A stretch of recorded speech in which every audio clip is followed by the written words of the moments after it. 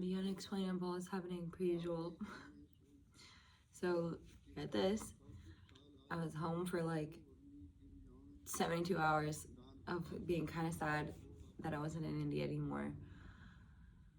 And all the while I was in India, my partner, boss, lady, April, she of 1,000 petal lotus, just bravo on being a human being, on being a kind human being. Anyway, she was going to go to India when I got home to do a training in Rishikesh, and we already had a trip to go to France planned, separate from a previous video where I mentioned that I might be going to France. So just there's a couple things pulling me to France. So anyways, we already had that planned. And more on the Kundalini practice and like speaking my needs and what I want. I just kind of mentioned like it's kind of hard to be back in the States. Like anyone that's going from vacation back home, it's like the reality check. But more so, like I feel like my soul's calling me to just be out and learn and be in the world and actually practice what I preach. And it's like all we can do all this yoga in class, but it's like in those moments when you're uncomfortable, when you're growing, it's like when you actually practice. Like it's why we do all these poses and these kriyas, is that way you can like exist. And so I was feeling still like ready for more life, and we had this plan way in the past to go do this thing called you go to this job, it's the Japji, and it's these steps that you go up in this temple in India. And there's this Guru Nanak, kind of more of a recent guru, that practiced the breathless deathless states. And he basically went underwater and everybody thought he was dead, and he came out of the water reciting this what's called the Japji, which is really big in the yoga world, in the Kundalini yoga world, and I think Sikhs too. But anyway, it's this soul song. It's this beautiful mantra, and the way that like the Sanskrit works, like why you recite mantras is it's not just, because when you just repeat something, you get into a meditative state, but there's so much to it. It's like the position of the tongue is hitting, certain nerve endings, and it's just as much like biochemistry it's using the biochemistry to connect to the soul. And souls work with, vibration. And what is sound? It's these pockets of vibration. So you maybe heard of like Bij mantras, are like this sounds, like the more basic sounds. Like when kids are starting to learn to talk, they accidentally, not accidentally, they say a lot of mantras because there's kind of simple sounds like sa, ta, na, ma, right? They're the basic sounds. And so the Japji is the way that the sounds hit and connect. It's just really powerful and very intentional. And so this guy Guru Nanak comes out of the water reciting this Japji. And so you can go to India and you basically recite the Japji and then go down a step, and then you come up the 2 steps, and then you recite it, and then you go and you dip into this cold water. And so there's going to be a new moon celebration coming up where, just so many people come to do the steps. And we were going to do it at a different time maybe, but it lines up to go and do this. And also there's a holiday for Buddha where all these pilgrimage, you come and do this pilgrimage to sit and be by this holy tree that he was believed to be at. So there's all this stuff going on in India in the next couple months, including my birthday. So April was like, we're running a studio, so it is a risk to take, because when she's gone, I was going to take the full wheel. But instead, she is sponsoring me to do the training with her. So I'm going back to India for a while, and then I'm going to France. And it's just crazy because, like, again, like, I know I cleared so much energy the first time I went to India to be able to receive more, and this feels like that. And even crazier, like, back in the day when we were talking about originally, I was like, this is like her whole plan, her whole vision, and the 22 studios that we're gonna open. Like, she's just somebody that creates from nothing, and I really believe in her. I believe in this mission. So I was like, yo, I need to document this. Like, I know that this is the root of something that will be bigger, and like, I know I'm just feeling this call. Like, our skill sets combined is just, you know, perfect. She's way more like admin and understands money and all the things, and I'm just very creative and really in my community. So we got together and put our studio together, and you know, I pulled in a lot of the people, and she birthed it. And so now we're gonna go to India for a while and just really be in our practice. Like, the teacher training is kind of up on the mountain, and it's just yoga. It's 500-hour training. So like, the schedule starts at like 5 a.m. and in bed by 7. Ooh, I'm like, yes, I'm such a grandma. That sounds so good to just be on like a full schedule practicing just deep kundalini with tantric masters. And it's just such a yogi's dream. Like, I keep waking up in a new reality every day, and it's because of the practice though. Like we even met because of kundalini, and she like kind of helped me, gave me a space to like show up, and I did. And so it's kind of like this re-honoring and even exchange, and it's just something cosmic that the way that we connect is just so special. And April is truly just a soul sister to me, and but not she's a mentor. Like, she's a mom. Like, she's just someone that I really believe in. And so anyways, I was like, I gotta film this vision, like I gotta do it. And so that was in the past, and then all this life stuff happened, and we thought we weren't gonna do it. I definitely didn't think I was gonna be able to go, and so now I'm going, and I'm leaving really soon, and it's kind of crazy. And so anyway, we're revisiting the conversation of documenting it, and then literally in the same week, like 2 people reached out to her and are like producers, and so she's having a meeting, and like, that's a secret. So like, I do not have to do all the work to do the documentary. I get to just like film and create, and then like send it off, and like have it, you know, be combined. And like, I met these people a while back at this film festival, and like, I'm just seeing like the web of connections that I have that I didn't really necessarily see were connected.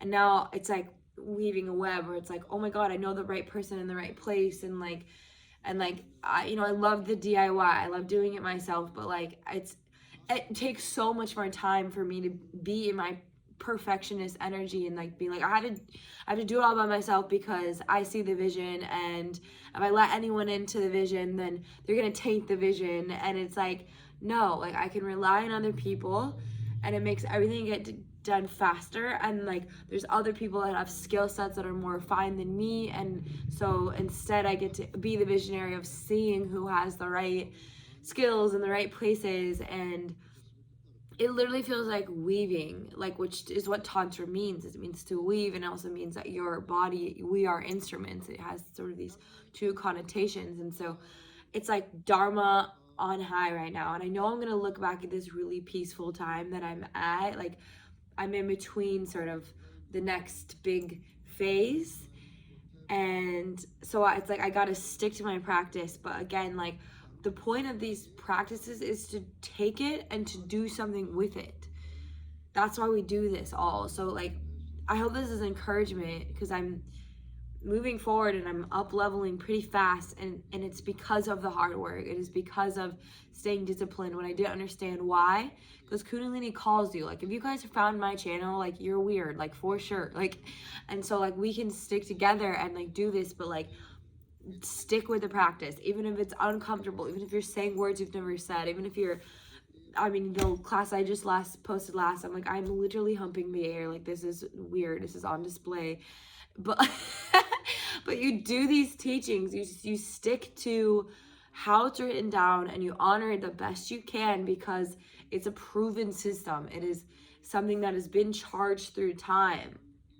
And so, but why I love April and why I love what we're creating is that we're honoring tradition in the best way we can, but we're also seeing that healers have different modalities and they have different spaces and gifts. And so this is, this new time to be alive, because it's all light speed and we're all connected at light speed. So yes, we honor tradition, yes, and we call it Kundalini. If we're going to call it Kundalini, it's got to be the 4-part chariot system. It's got to have the mantra and then pranayama and the yantra and the kriya. Like that's what makes it Kundalini. That's why I do the chanting in the beginning and the end, because it purifies the space and it honors the lineage. And that lineage is beyond what is often expressed, but like we call it the golden chain. And so that's what I'm feeling. I'm feeling this wave of protection and help that is in the ethereal realm just as much as it is in the physical realm. Like the way things are working out, just like falling into our laps. And I mean it, like it's literally like I've thought things and I get a message from somebody totally random at the right time. And it's just making me see like harnessing your chi, harnessing it makes you manifest so much faster because you don't have leaks. Okay, and so the point of the Dharma, everybody has their own individual Dharma, but it's your purpose. It is why you're here. And so purpose gets charged by spiritual gifts, but we don't develop our gifts we develop through suffering. And because in the middle, there's always a hungry mouth. There's always a hand to lend out. And that in some ways can perpetuate suffering, because at least for me, it's like I'm not enough to help the whole world, and I want to be.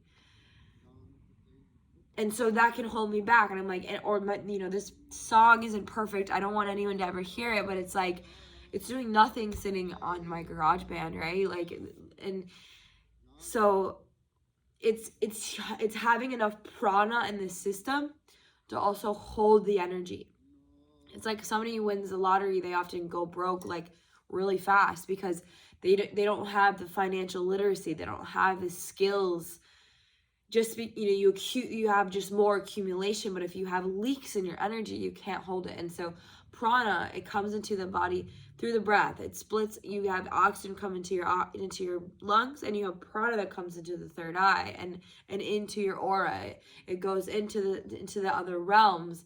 So we can hold more, we can attain more, but that's a great responsibility. And we don't want to ever turn into the corruption that we've seen in Kundalini, in the guruship, just like we've seen corruption happen in many, many religions. It's just when the human starts to say that they're great instead of all of what we connect to is great, and helping people and kindness is what's great. And God lets us fall. God will let us figure it out the hard way, right? And so if we can move through our suffering before we're up in the worldly material success, which is important. Like I block money because it's like the classic artist of like, money is evil because money breeds corruption and I can survive off of my heart. And that's not true. Like if I want to complete and get to the spaces that I want to be, I need money to do that. I need money to be generous. I need money to fund teams. And so, and like that's so much of what April was teaching me. She was like, it's God's money. Like, and I'm just like so grateful for that. And like yesterday I've been staying at my mom's house the last few days because I am about to go to India and I just got back and I want to spend time with her. And yesterday I woke up and I went downstairs and she was watching this video about the gray wolf in Yellowstone, and it really hit a chord. She often just accidentally has messages. She's really special woman, big heart of gold. She loves Jesus, but she's funny. Like, she's like, the other day she was talking about like energy. And I'm like, yes, Christ's love is an energy. So we're bridging our worlds for sure. And anyways, so she had I usually take what she says like as if it's coming from the cosmic mother, because the womb that we came from are for a reason. Even if you had the biggest piece of shit mom, that suffering is teaching us. And me and my mom have definitely had our fair share of hardships, but like accepting my mom for the tools that she's had and the time she had has been so healing. It's just seeing her as a human being. And so I went downstairs and she was watching this video about the gray wolf, and the gray wolf basically went extinct almost, and that started affecting all of the ecosystems in Yellowstone. So everything essentially started doing worse. And then the wolf came back, and because the wolf came back, then there was, less predators that it just started balancing everything. And then there's less coyotes, and so then there were more bunnies, and then because there's more bunnies and there's more birds and birds of prey, and then there's more vegetation. Because there's more vegetation, the rivers are able to hold the water again in the right spaces. And so where it hit me was that the wolf is the wolf is equally a lone wolf and equally as like a tribes member. They go off on their own, but they also will hunt together. If it's too big of a load, they team up. And that's where I'm just seeing myself right now. I'm like, all of that time spent suffering alone in the cave, being a lone wolf, now it's like I have tribe. But I needed all that time to figure out what I want, who I am, and to pull myself out of the ashes, such as the phoenix rises. And I'm not done. Like, I know that there's more experiences and growth, but fundamentally, like, I have this tattoo in my arm this is like the second tattoo I got, and I was pretty young, and like I literally just like, look how sad she is, like, and she's on this wall with a third eye, and like, and then listening to the moon, and like, I just thought that was gonna be my life forever. I thought I was gonna be a reclusive person that would do nothing with herself, because I was so just hurt by the world and feeling so estranged. And so to come out of that took a while, and to be like, oh, the wolf has tribe. And so my mom showed me that video, and then showed me about the cane toad, that's like a really poisonous frog, and how I think it was in Australia, but they're not like handling it. And so it's this toad is reproducing like crazy. And so it was just this parable of like, if you don't deal with the poison, it festers. And if you do the shadow work of being a lone wolf, or everyone's journey is different, but like that was mine, then you end up going into these abundant spaces. And so moving forward, going back to India, knowing that I'm going to be uncomfortable, I'm going to grow myself, I'm going to be extremely trained, I'm going to like it is the best ashram for Kundalini. I can't believe this is happening. Like, all expenses paid. Like, I can't believe it. And like, there's a beautiful friend out there named Rishi that just adores April, because April helped him out when he was like energetically and emotionally, when he was having a hard time, because she's just an angel. And then through her advice, like, grew a successful business. And so like, we're never literally going to be alone. Like, we have an escort. He's hiring drivers, like, he's making sure we're safe to like go to all these different temples. It's just it's literally a dream. It is a fucking dream, like, and one that like is growing me. Like, in a way that like when I come home, I have this training that will shift and up level, my pricing, my outreach, the respectability of like, I'm self-taught in so many ways. Like and I love that because like I really know it all in such a deep, personal, intimate way. And that is its own gift. But now it's like I get sort of the technical training. I was painting with my friend Coco. I'm sure I'll mention her again. I don't know why, she's just the smartest 19-year-old on the planet. But we were painting. We do like a lot of, we just get together and we talk about life. And so she was telling me she always has just like magical little gifts. But we were painting and I'm really like slow to paint. Like I want it all to be like really smooth. And I never put enough paint on my brush. And she like is an absolute princess and beautiful human being, but we have a very different like upbringing.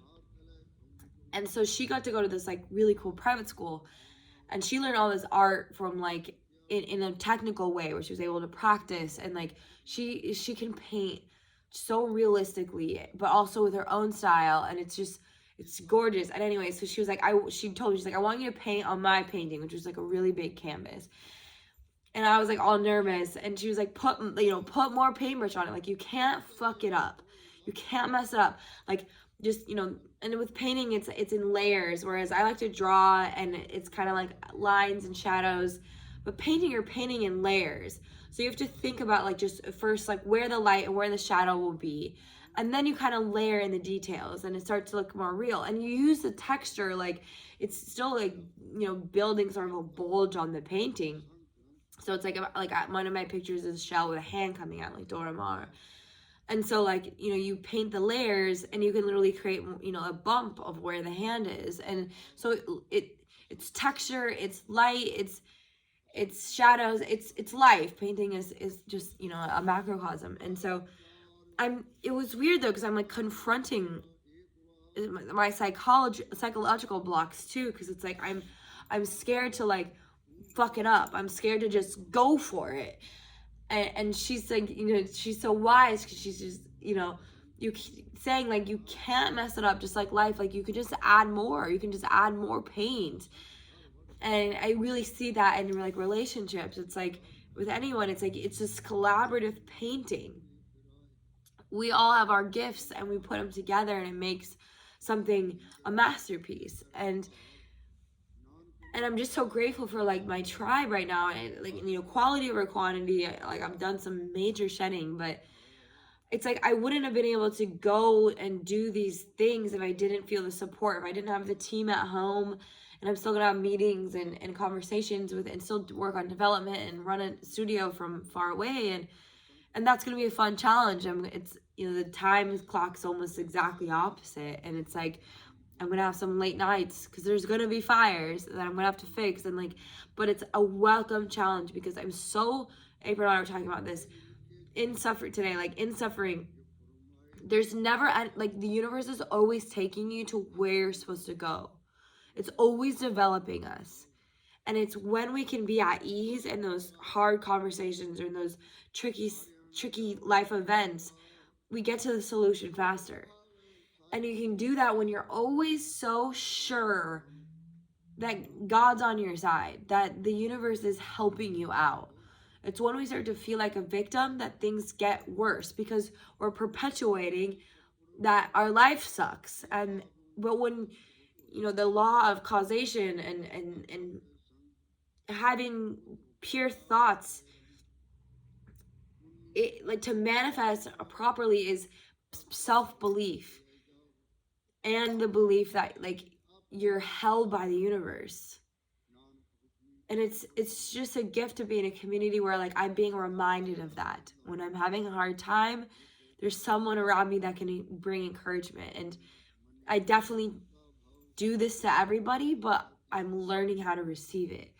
And it's so magical. And I'm just like, wow, I can't believe in the span of like 72 hours how much has changed, including even just feeling like I'm gonna have help on this documentary.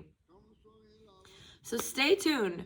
Follow my account, like and support and do the thing, because like the outreach is gonna grow. I know it will, but like if you're following me, like you're along for this ride. Like I started this account because I knew I had to start getting my voice out there, because I knew that there's something coming, and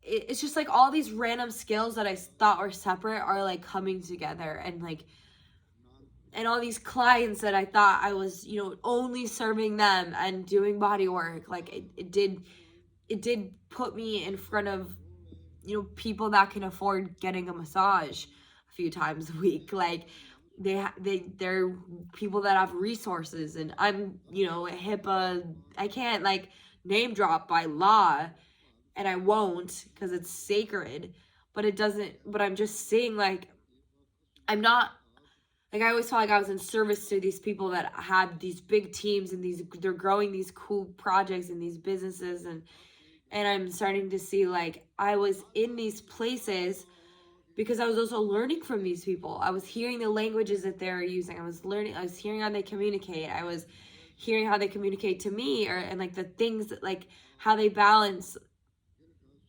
work and play and private fucking jets. Like, it's crazy. And I don't know, I just feel guided, and like I'm on a wave, and I want to receive it. And I also want to be super happy with where I'm at, because this is a very peaceful in between phase where it's just been like me, I got me, and now it's like I got me, and I got these people, and these people got me, and it's just this web. So stay tuned. Stuff is happening, like stuff I can't even say yet, that is like just wild. It's a good time to be on this planet, I think. And I want the accountability of this, of, you know, this tiny community I have right now. It's like you guys are with me, and I'm so grateful for it, because like these are the roots. And so I'm saying it now, like I want to always stay humble. I always want to honor just the humanity and the compassion and the empathy and the sensitive, artistic, healing people that haven't always had a voice. And the way I appreciate April is because she's a businesswoman that's doing things from the right place. And I know that we are creating a new business model where everybody can win, where it's balanced and harmonious and even, and it doesn't cause burnout, and it doesn't cause selfishness, and there's only a few people having to, like, you know, I don't want to, I want to break this thing where it's like it seems like only a few can be successful, but you have to take advantage of people to get there. And I don't think that, I think everybody can actually win. And so we have to do it, everything we're doing different, and we don't have a lot of examples because we have to do it differently. So it is through you guys, it's through these conversations, it's through you telling me what you want in practice and telling me what you're going through, that directly helps what we're creating, because what we're doing is trying to provide something for humanity. Yoga isn't this physical workout. It is a mind, body, soul union. So how can we make magic practical? That's the big question. How can we still honor the magic and the practical? How can we be in heaven and earth? And we're going to do it, and we're going to document it. It's happening. Namaste, y'all. It's about to get really fun.